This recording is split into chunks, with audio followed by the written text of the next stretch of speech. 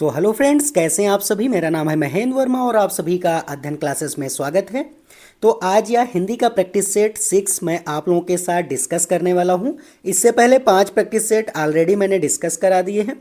अगर आप चैनल पर नए हैं, आपने उन वीडियोस को नहीं देखा है तो मेरे चैनल पर प्लेलिस्ट बनी हुई है, आप वहां से देख सकते हैं। और ये जो मैं हिंदी के प्रैक्टिस सेट कराता हूँ, इसमें लेवल 1 और लेवल 2 दोनों के यहाँ पर मैं प्रैक्टिस कराता हूं। इनके क्वेश्चंस होते हैं, तो काफ़ी इंपॉर्टेंट ये वीडियो होने वाला है। अगर आप चैनल पर नए हैं तो ज़रूर इसको सब्सक्राइब कर लीजिए, क्योंकि मैं आपकी सीटेट की कंप्लीट प्रिपरेशन कराता हूं। चलिए स्टार्ट करते हैं। पहला क्वेश्चन है कि अवलोकन को आकलन का भाग तभी कहा जा सकता है जब अवलोकन कैसा होना चाहिए। चलिए देख लेते हैं। ऑप्शन ए है ऑप्शन कि प्रतिदिन प्रत्येक बच्चे का किया जा रहा हो। बी ऑप्शन है कि लड़के लड़कियों का अलग अलग किया जा रहा हो अवलोकन। सी ऑप्शन है कि अनिवार्यतः औपचारिक रूप से किया जा रहा हो, या फिर डी ऑप्शन है कि नियमित रूप से किया जा रहा हो। चलिए बताइए यहाँ पर कौन सा ऑप्शन करेक्ट हो जाएगा। देखो यहाँ पर कहा गया है क्वेश्चन में कि अवलोकन को आकलन का तभी भाग यहाँ पर कहा जा सकता है जब अवलोकन नियमित रूप से किया जा रहा हो, तभी हम क्या कर पाएंगे, वहां पर आकलन उसका कर पाएंगे, असेसमेंट कर पाएंगे। तो इसलिए क्या हो जाएगा, डी ऑप्शन करेक्ट हो जाएगा। देखो जो एनसीएफ है, एनसीएफ 2005, ये क्या कहती है कि हमें अब जो यहाँ पर क्या है कि फॉर्मेटिव असेसमेंट करना है, सम्मेटिव नहीं करना है। फॉर्मेटिव का मतलब क्या होता है कि जैसे हम कोई चैप्टर पढ़ा रहे हैं तो चैप्टर पढ़ाने के साथ साथ हम बच्चों का यहाँ पर अवलोकन करते रहेंगे, वहाँ पर आकलन करते रहेंगे कि बच्चे सक्रिय रूप से हमारे यहाँ पर जो हम चैप्टर पढ़ा रहे हैं उससे यहाँ पर कनेक्ट हो रहे हैं, जुड़े हुए हैं या फिर नहीं जुड़े हुए हैं। इसी को यहाँ पर क्या कहा जाता है, नियमित रूप से आकलन कहा जाता है। तो इसलिए क्या हो जाएगा, डी ऑप्शन जो है फर्स्ट क्वेश्चन का करेक्ट हो जाएगा। चलिए सेकेंड क्वेश्चन देख लेते हैं कि बच्चों को कहानी सुनाने की उपयोगिता सिद्ध होती है। अगर आप एक टीचर हैं, आप बच्चों को वहाँ पर कहानी सुना रहे हैं, तो कहानी सुनाने की क्या उपयोगिता होनी चाहिए। चलिए देख लेते हैं। तो कहानी कहने के तरीके द्वारा होना चाहिए। बी ऑप्शन है कि कहानी में गुथे हुए नैतिक मूल्यों के आधार पर। सी ऑप्शन है कहानी से मिलने वाली ज्ञान विज्ञान की जानकारी द्वारा, या फिर कहानी से मिलने वाली सीख द्वारा। तो देखो जो आप कहानी सुना रहे हैं उसमें कितने कौन कौन से यहाँ पर नैतिक मूल्य हैं और किस नैतिक मूल्य से बच्चों का यहाँ पर जो है जो वो सोचने की क्षमता बढ़ेगी, या फिर वो क्या होंगे, एक अच्छे नागरिक बनेंगे। तो यहाँ पर कहानी में गुथे हुए नैतिक मूल्यों के आधार पर कहानी की उपयोगिता सिद्ध होती, इसलिए क्या हो जाएगा, बी ऑप्शन यहाँ पर करेक्ट हो जाएगा। चलिए नेक्स्ट क्वेश्चन देख लेते हैं कि भाषा शिक्षण के संदर्भ में बाल साहित्य का क्या उद्देश्य होता है। क्योंकि देखो भाषा शिक्षण आप करा रहे हैं, आप एक हिंदी के टीचर हैं, भाषा के टीचर हैं, तो वहाँ पर जो बाल साहित्य लिया जाता है चैप्टर में, तो उसका क्या उद्देश्य होता है। ए ऑप्शन है कि बच्चों को जीवन कौशल सिखाना। बी ऑप्शन है कि बच्चों को भाषा के नियमों की जानकारी देना। सी ऑप्शन है कि बच्चों को उत्साही पाठक बनने के लिए प्रोत्साहित करना, या फिर बच्चों को साहित्यिक विधाओं से परिचित करवाना। देखो यहाँ पर जो बाल साहित्य दिया जाता है वो बच्चों को उत्साही पाठक बनाने के लिए प्रोत्साहित करना, कि वो अच्छे क्या बन जाएं, यहाँ पर पढ़ने वाले बन जाएं, पाठक बन जाएं। इसलिए क्या हो जाएगा, सी ऑप्शन जो है थर्ड क्वेश्चन का करेक्ट हो जाएगा। चलिए नेक्स्ट क्वेश्चन देख लेते हैं कि पढ़कर समझना कुशलता का विकास करने में सबसे कम महत्वपूर्ण है। तो यहाँ पर जो पढ़कर समझना है ये कुशलता का विकास करने में क्यों सबसे कौन सा ऑप्शन यहाँ पर जो है सबसे कम महत्वपूर्ण होगा, कहानी का अंत बदलवा देना। बी ऑप्शन है कहानी पर आधारित व्याकरण समझाना। सी ऑप्शन है कहानी को अपनी भाषा में कहलवाना, या फिर कहानी पर आधारित प्रश्न बनवाना। तो देखो यहाँ पर कहानी पर आधारित व्याकरण समझाना, देखो अगर आप एक टीचर हैं और आप जो है वहाँ पर पढ़कर समझना, केवल वो पढ़कर समझ रहे हैं बच्चे, उसकी कुशलता का आप विकास कर रहे हैं, तो वहाँ पर सबसे कम क्या महत्वपूर्ण होगा कि व्याकरण वहाँ पर कैसी है, ये अभी बच्चों को हमें नहीं समझाना, क्योंकि छोटे बच्चे होते हैं। वहाँ पर व्याकरण का कोई भी जो है मूल्य नहीं होता है, वहाँ पर उनको सिखाने का कोई भी औचित्य नहीं होता है। इसलिए क्या कह सकते हैं, यहाँ पर सबसे कम जो इम्पोर्टेंट है यही ऑप्शन, इसलिए बी ऑप्शन जो है इसका करेक्ट हो जाएगा। चलिए नेक्स्ट क्वेश्चन देख लेते हैं।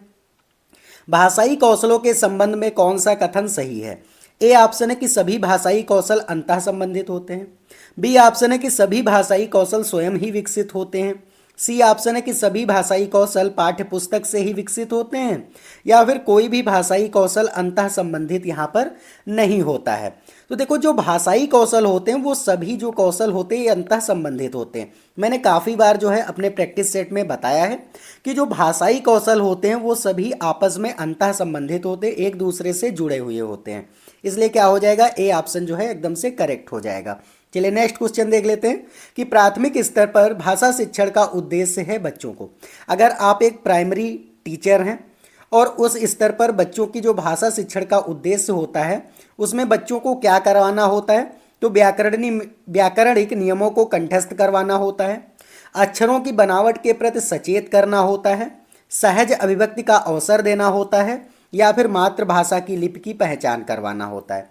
तो देखो यहाँ पर बच्चों को सहज अभिव्यक्ति के अवसर देना होता है, क्योंकि बच्चे जो होते हैं नन्हे वैज्ञानिक होते हैं और वो अपने ज्ञान की रचना स्वयं कर लेते हैं, इसलिए आपको केवल अवसर वहाँ पर देना होता है सहज अभिव्यक्ति की। इसलिए क्या हो जाएगा यहाँ पर, सी ऑप्शन जो है एकदम से करेक्ट हो जाएगा। चलिए नेक्स्ट क्वेश्चन है कि भाषा शून्य से विकसित नहीं होती। इसका शैक्षिक निहितार्थ है कि भाषा सीखने के लिए डैश अनिवार्य है, पारिवारिक संवाद अनिवार्य है, सामाजिक अंतःक्रिया अनिवार्य है, विद्यालयी पढ़ाई लिखाई अनिवार्य है, या फिर भाषा प्रयोगशाला। तो देखो यहाँ पर क्या है कि सामाजिक अंतःक्रिया अनिवार्य होती है, क्योंकि जब बच्चे आपस में बात करते हैं, हम उम्र के बच्चों से अपने दोस्तों से बात करते हैं, तो वहाँ पर उनकी सामाजिक अंतःक्रिया होती है और वो भाषा सीखने के लिए अनिवार्य होती है। आपने देखा होगा कि कोई दो बालक आप लीजिए, एक बालक को आप जो है खूब यहाँ पर वो मोहल्ले में टहले, वो सामाजिक अंतःक्रिया करे, बातचीत करे। दूसरे बालक को आप क्या करिए, यहाँ पर केवल और केवल वहाँ पर घर में ही उसको बंद कर दीजिए। तो जो बाहर निकल रहा है, समाज से मिल रहा है, उसको जो है भाषा सीखने का जो है ज़्यादा उसको अवसर मिलेंगे और वो अच्छे से भाषा को जल्दी सीख पाएगा। लेकिन जो घर में यहाँ पर बंद हुआ बालक है वो यहाँ पर भाषा जो है अच्छे से, और उसको समय लगेगा सीखने में। इसलिए क्या कह सकते हैं कि सामाजिक अंतःक्रिया जो है बहुत ज़्यादा इम्पॉर्टेंट होती है भाषा सीखने के लिए। इसलिए बी ऑप्शन जो है इसका एकदम करेक्ट हो जाएगा। उम्मीद है आपको क्वेश्चन अच्छे से समझ आ रहे होंगे। अगर कोई भी डाउट है तो आप कमेंट करके ज़रूर पूछ लीजिए, और आपको ये वीडियो अच्छा लग रहा है तो वीडियो को लाइक करके चैनल को ज़रूर सब्सक्राइब कर दीजिए। चलिए नेक्स्ट क्वेश्चन देख लेते हैं कि अकादमिक सत्र शुरू होने के 2 माह बाद तक भी कक्षा 4 के विद्यार्थियों को भाषा की पाठ्य पुस्तकें उपलब्ध नहीं करवाई जा सकी। ऐसी स्थिति में शिक्षक क्या करना चाहिए। जैसे कि एकेडमिक ईयर यहाँ पर स्टार्ट हो जाए और क्या है 2 महीने बाद भी कक्षा 4 की जो बुक्स हैं वो बच्चों को नहीं उपलब्ध कराई गई हैं। तो अगर आपके सामने ऐसी सिचुएशन आती है तो आप वहाँ पर अगर शिक्षक हैं, टीचर हैं, तो आप क्या करेंगे। तो ए ऑप्शन है कि पाठ्य पुस्तक के उपलब्ध होने तक पठन लेखन की प्रक्रिया प्रारंभ नहीं करवाएंगे। बी ऑप्शन है कि भाषाई क्षमताओं के विकास के लिए अन्य विषयों की पाठ्य पुस्तकों का प्रयोग करेंगे। श्रवण एवं वाचन कौशल का अभ्यास करवाते रहेंगे, या फिर विद्यार्थियों को पाठ्य पुस्तक अपने आप खरीदने के लिए प्रोत्साहित करेंगे। तो यहाँ पर देखिए भाषाई क्षमताओं को विकास करने के लिए या फिर विकसित करने के लिए अन्य विषयों की पाठ्य पुस्तकों का आप प्रयोग करेंगे। यही जो है ऑप्शन आपके लिए एकदम सुटेबल होगा। इसलिए क्या हो जाएगा, इस क्वेश्चन का बी ऑप्शन जो है करेक्ट हो जाएगा। देखो ए ऑप्शन जो है इसमें कह रहा है कि आरंभ नहीं करवाएंगे, तो ये ऑप्शन तो गलत है। फिर इसमें अभ्यास करवाते रहेंगे, श्रवण और केवल वाचन 2 ही कौशलों का विकास करवाएंगे, तो ऐसा भी गलत है। डी ऑप्शन है विद्यार्थियों को पाठ्य पुस्तक अपने आप खरीदने के लिए प्रोत्साहित करेंगे, तो यहाँ पर यह भी गलत है कि बच्चे जो है अपने आप यहाँ पर नहीं खरीदेंगे। तो बी ऑप्शन जो है एकदम से करेक्ट ऑप्शन दिख रहा है, तो बी ऑप्शन ही यहाँ पर करेक्ट हो जाएगा। चलिए नेक्स्ट क्वेश्चन देख लेते हैं कि यदि तुम्हें डलिया भर आम दे दिए जाए तो तुम क्या करोगे। यहाँ पर इस प्रश्न का उद्देश्य क्या होना चाहिए। बच्चों के अनुभव और चिंतन को स्थान देना। बी ऑप्शन है कि बच्चों की मौखिक परीक्षा लेना। सी ऑप्शन है कि बच्चों को गणित की ओर प्रवृत्त कराना, या फिर बच्चों को नए शब्दों से परिचित करवाना। तो देखो यहाँ पर क्या कहा गया है, ये जो आपका सेंटेंस दिया गया है, वाक्य दिया गया है, यदि तुम्हें डलिया भर आम दिए जाएं तो तुम क्या करोगे। यहाँ पर बच्चों के अनुभव और चिंतन को स्थान देना। अगर आप बच्चों से इस तरीके के क्वेश्चन पूछते हैं तो बच्चे यहाँ पर सोचने पर मजबूर होते हैं, वो चिंतन करते हैं और अपने अनुभव के अनुसार ही वो क्या करते हैं, आंसर यहाँ पर देते हैं। इसलिए क्या हो जाएगा, बच्चों के अनुभव और चिंतन को स्थान देना। इसलिए ए ऑप्शन जो है करेक्ट हो जाएगा। चलिए नेक्स्ट क्वेश्चन है तो यहाँ पर क्वेश्चन है कि प्राथमिक स्तर पर भाषा का आकलन करने में सर्वाधिक सहायक है। तो अगर आप एक प्राइमरी टीचर हैं और बच्चों के भाषा का असेसमेंट कर रहे हैं, आकलन कर रहे हैं, तो यहाँ पर सबसे सर्वाधिक सहायक क्या होगा? पोर्टफोलियो होगा, नाटक का मंचन होगा, वीडियोग्राफी होगा या फिर लिखित परीक्षा होगा। तो देखो आकलन में क्या होता है, वैसे तो पोर्टफोलियो होता है, लेकिन अगर आप यहाँ पर नाटक का मंचन करवा देते तो यहाँ पर सबसे अच्छे तरीके से वो अपने विचारों को अभिव्यक्त करने का उनको मौका मिलेगा बच्चों को। इसलिए क्या हो जाएगा, यहाँ पर बी ऑप्शन जो है एकदम से करेक्ट हो जाएगा। चलिए नेक्स्ट क्वेश्चन देख लेते हैं कि सुरभि किसी भी ऐसे शब्द विशेष को बोलने में कठिनाई अनुभव करती है जिसमें 2 से अधिक बार ता की आवृत्ति हो, आप उसे क्या करेंगे? ऐसे शब्दों का विकल्प ढूंढकर आप उसको दे देंगे, या फिर ऐसे शब्दों को बार बार सुनने के लिए आप उससे कहेंगे सुरभि से। सी ऑप्शन है कि बोलते समय इस ओर ध्यान न देने के लिए कहेंगे, या फिर ता वाले शब्दों को बार बार उच्चारण यहाँ पर आप करवाएंगे। तो देखो उसको ता बोलने में यहाँ पर क्या हो रही, प्रॉब्लम हो रही है, मतलब कि वहाँ पर कठिनाई का अनुभव हो रहा है उसको। तो अगर आप ता वाले शब्दों को बार बार यहाँ पर प्रैक्टिस करवाएंगे तो वो अच्छे से जो है उसकी आवृत्ति कर पाएगी। और यहाँ पर इसको क्या बोलते हैं, तो कह सकते हैं स्पीच थेरेपी इसको बोला जाता है। तो यहाँ पर डी ऑप्शन जो है एकदम से करेक्ट हो जाएगा। चलिए नेक्स्ट क्वेश्चन देख लेते हैं कि उत्कर्ष शब्द का विलोम क्या होता है। देखो विलोम आपको लिखना है उत्कर्ष का। उत्कर्ष का विलोम जो होता है यहाँ पर आपको ध्यान रखना है अपकर्ष हो जाएगा, ना तो पतन होता है, ना ही अपभ्रष्ट होता है, ना ही विकर्ष होता है। इसलिए क्या हो जाएगा, उत्कर्ष का अपकर्ष एकदम से आपको ध्यान रखना है। चलिए नेक्स्ट क्वेश्चन देख लेते हैं कि मुद्री का तत्सम रूप है। देखो तत्सम क्या होते हैं और तद्भव क्या होते हैं। तो देखो तत्सम वे शब्द होते हैं जो संस्कृत से डायरेक्ट आते हैं। जो संस्कृत के शब्द होते हैं उनको डायरेक्ट किसमें, हिंदी में बोला जाने लगा है, तो उनको क्या बोला जाता है, तत्सम बोला जाता है। ये आपको एकदम से ध्यान रखना है, तत्सम बोला जाता है। लेकिन संस्कृत से क्या हुए हैं, वो संस्कृत के शब्द हैं लेकिन वो परिवर्तित होकर के हिंदी में आए हैं। हिंदी में क्या आए हैं, परिवर्तित होकर के आए हैं, तो उनको क्या बोला जाता है, तद्भव बोला जाता है।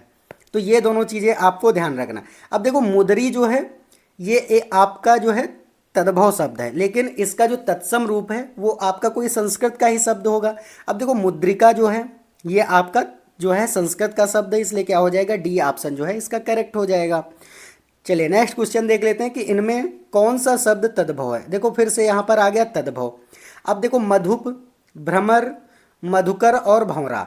देखो हम लोग जो हिंदी में डायरेक्ट बोल देते हैं भंवरा है, तो इस तरीके से भंवरा को देखो क्या बोला जाता है, शुद्ध अगर हम देखा जाए तो भ्रमर बोला जाता है, मधुकर भी बोला जाता है, मधुप भी बोला जाता है। तो यहाँ पर क्या हो जाएगा, ये तीनों ऊपर के ए, बी और सी में क्या है, संस्कृत के शब्द हैं, लेकिन जो डी है ये थोड़ा चेंज होकर के आया, इसलिए क्या हो जाएगा, डी ऑप्शन ही यहाँ पर करेक्ट हो जाएगा।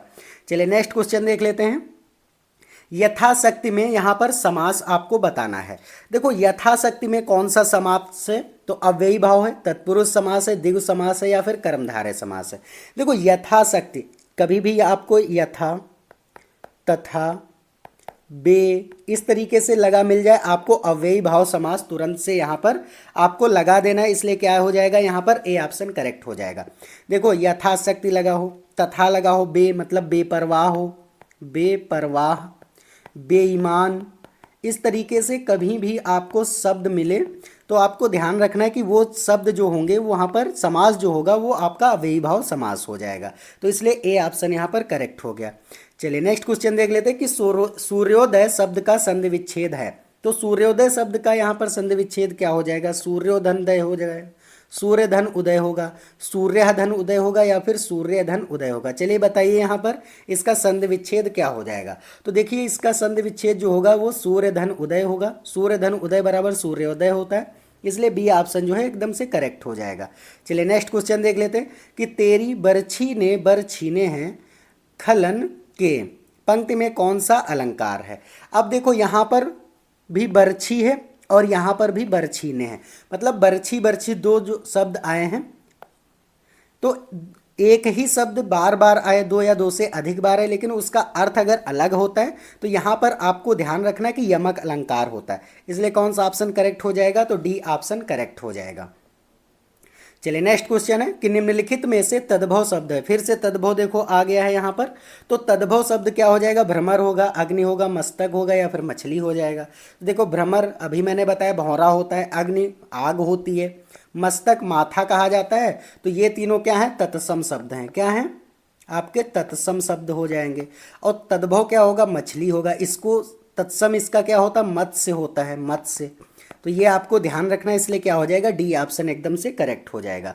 चलिए नेक्स्ट क्वेश्चन देख लेते हैं कि श्रृंगार रस का स्थायी भाव है। आपको बताना है कि जो श्रृंगार रस है उसका स्थायी भाव क्या होता है? तो रति होता है, इसलिए क्या हो जाएगा? बी ऑप्शन एकदम से करेक्ट हो जाएगा। चलिए नेक्स्ट क्वेश्चन है कि पेड़ से बंदर कूदा वाक्य में कौन सा कारक है? देखो कारक कितने होते? तो 8 प्रकार के होते हैं। कर्ता ने कर्म को करण से संप्रदान के लिए, अपादान से अलग होने के अर्थ में, है ना, संबंध काकी के अधिकरण में पे पर संबोधन हे भुवरे। तो देखो अपादान से अलग होने के अर्थ में कूदा यहाँ पर कह रहा है कि पेड़ से बंदर कूदा। तो इसका मतलब है कि जो बंदर है वो यहाँ पर अलग हो रहा है पेड़ से। तो इसका मतलब है जब अलग होने के अर्थ में, अपादान से अलग होने के अर्थ में, इसका मतलब अपादान कारक हो जाएगा। तो ए ऑप्शन एकदम से करेक्ट हो जाएगा। उम्मीद है आपको ये क्वेश्चन अच्छे से समझ में आ गए होंगे। अगर कोई भी डाउट है तो आप कमेंट करके ज़रूर पूछ लीजिए। और ये वीडियो अच्छा लगा है तो वीडियो को लाइक करके चैनल को ज़रूर सब्सक्राइब कर लीजिए। चलिए अब मिलते हैं नेक्स्ट वीडियो में, तब तक के लिए जय हिंद, जय भारत।